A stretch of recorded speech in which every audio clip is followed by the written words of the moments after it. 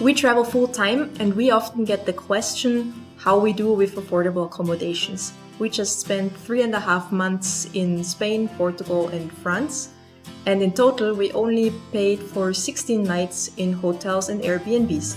Instead, we took care of 6 dogs, 18 cats, 3 chickens and 6 houses.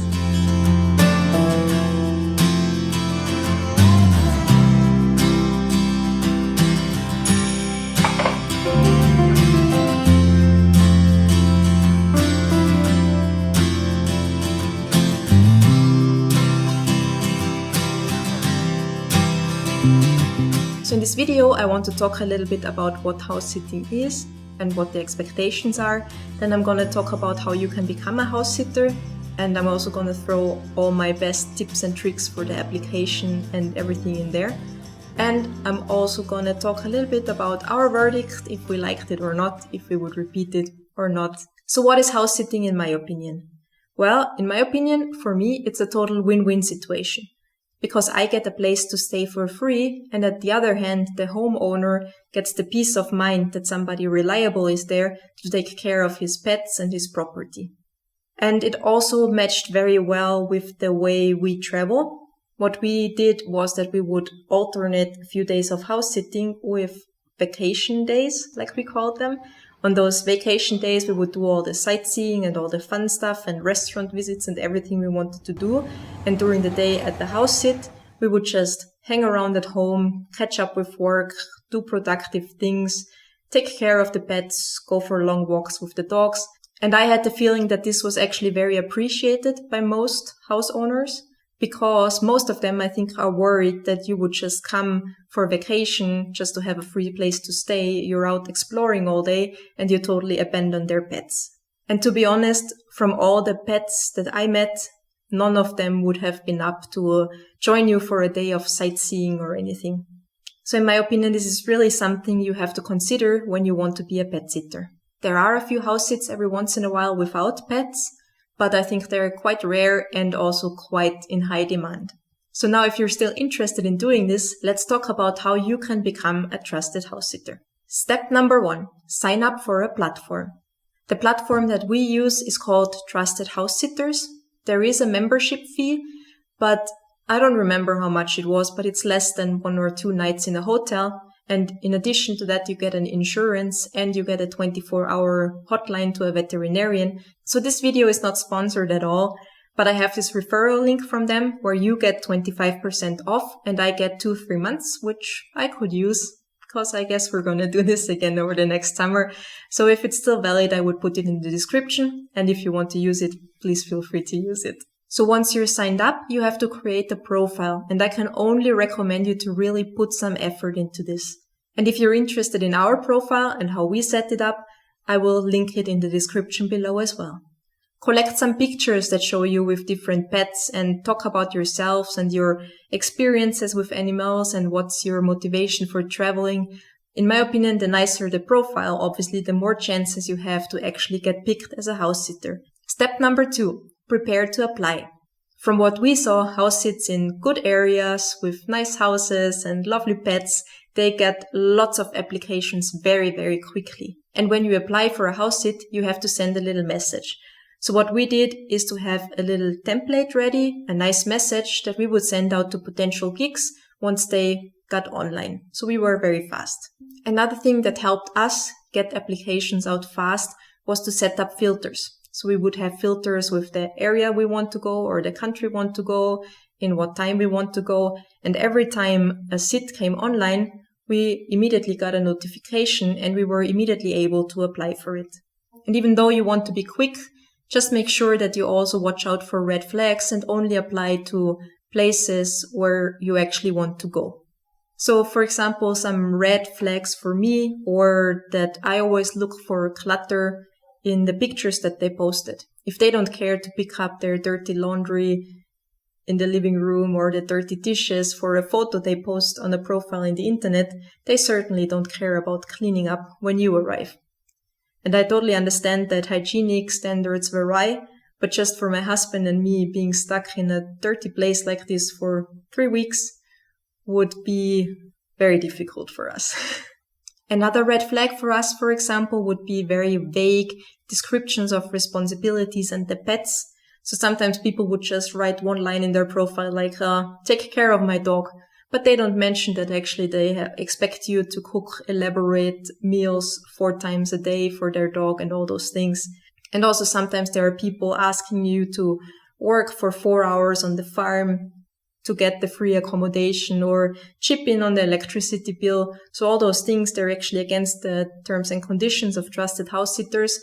But I would spare myself the headache and not even worry to apply to those places. And as always, it's a good idea to read terms and conditions.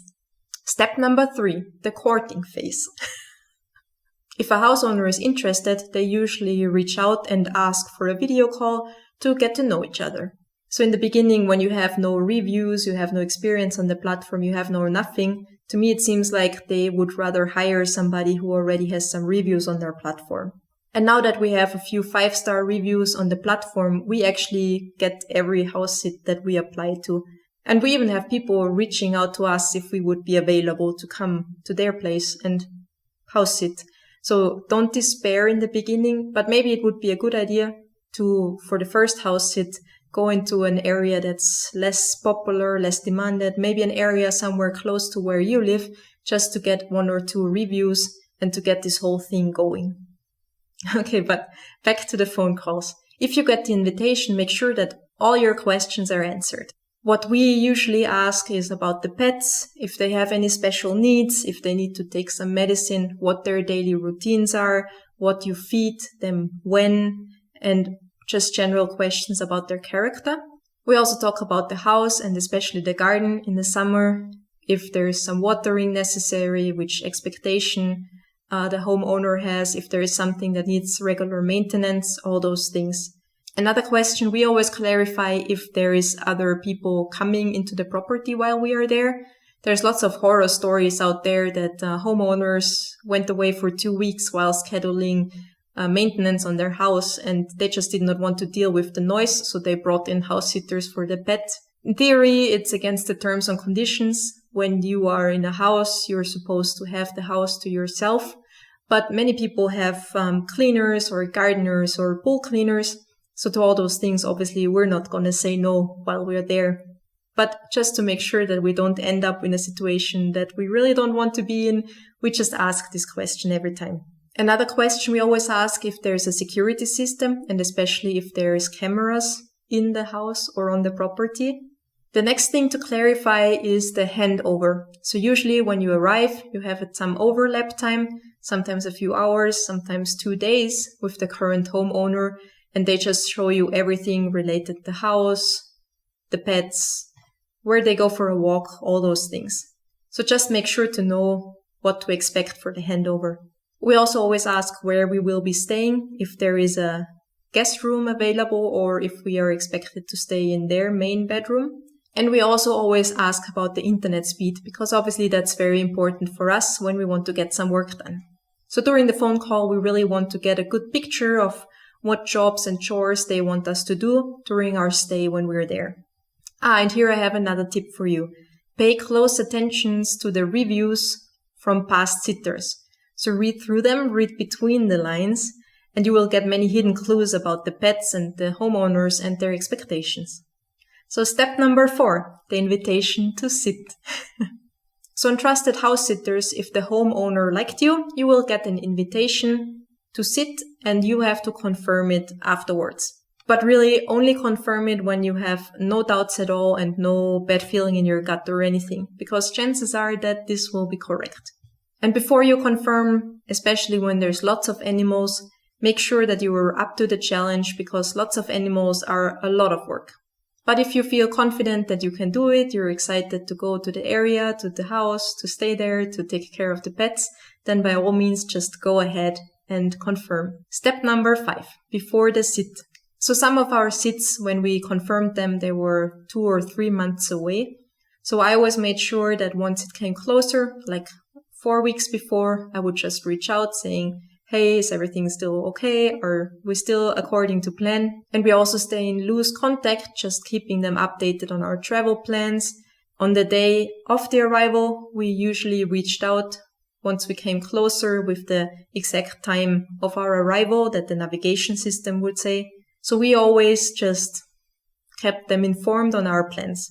And here I have another tip for you. Ask them to free up a little bit of space in their fridge and especially in their freezer, especially when you want to sit there for a few weeks. And another very useful thing on Trusted Housesitters is the welcome guide. You can request this before your sit. And it's just a document that has lots of useful information about their pets, what you're supposed to feed them, emergency contacts, veterinary contacts, all those things. So it's very useful to read this before you arrive at the house sit. Step 6, the handover. As I mentioned, there is usually some overlap time. Some of them will spend a day or two to really show you everything in great detail and introduce you to the neighbors. And others will just show you around and leave. So before we did it for the first time, we actually thought it would be a little bit awkward to be so close with strangers for a few days. But honestly, this is one of the parts we enjoyed the most, because it was so nice to meet the homeowners, and many of them would invite you to have dinner with them and you had nice conversations. And since the two of us were always traveling alone, this was a nice thing to do every once in a while. And also all the homeowners we met, they're fantastic people, and it was very lovely to talk to them. And we also always make sure to ask about their travel plans and offer to take them to a nearby train station or airport if necessary. And don't forget to ask where the spare key is, just in case you get locked out. Step 7, during the sit. And honestly, during the first few days, things sometimes were a little bit chaotic. There were new pets. Some of them were very sad that their owners were gone. We were in new areas. We had to deal with solar systems and things we did not know. So the first few days usually could seem a little chaotic. But after a few days, we always got into some kind of routine and things just were fine. And the nice thing is that all owners always were available via WhatsApp.